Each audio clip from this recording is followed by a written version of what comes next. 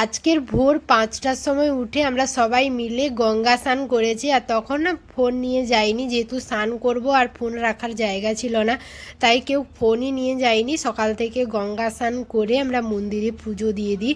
আর তারপর এখানে এখন খেয়ে নিচ্ছি ডাব, আর মিমি না ওদেরকে কলা খাওয়াচ্ছিল। পর রুমে এসে আমরা মুড়ি খেয়ে নিলাম। মুড়িতে ছিল আজকে ছোলা আলুর সেদ্ধ আর বেগুনি। ওইটা টিফিন করে আমরা আবার লঞ্চে উঠে পড়ি। আর আজকে এত জোয়ার ছিল, তো আমাদের লঞ্চ জটাই ছাড়ার কথা ছিল, তার প্রায় 1.5 ঘন্টা পরে ভাটা হতে আমরা লঞ্চে উঠতে পেরেছি। আর তারপর আমরা কিছু সময় সুন্দর ভিউ দেখতে দেখতে এখন সময় হয়ে গেছে দুপুরের লাঞ্চ করার।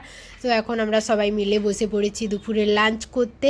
তো এরা না খুব তাড়াতাড়ি লাঞ্চ দিয়ে দিয়েছিল। আমরা ভাবছিলাম হয়তো আজকে লাঞ্চ করতে দেরি হবে, যেহেতু এরাও লঞ্চে উঠতে পারছিল না রান্না করার জন্য। তো সবাই আমাদের সঙ্গেই উঠেছে একসঙ্গে। তো দেখলাম যে খুব তাড়াতাড়ি এরা রান্না করে দিয়েছে। আজকের মেনুতে ছিল আলু ভাজা, একটা সবজি, ডাল ছিল, আর ছিল ইলিশ মাছের টক। তো ওটা খেয়ে আমরা আবার সুন্দর ভিউ দেখতে দেখতে এখন পৌঁছে গেছি কুমির প্রকল্পে।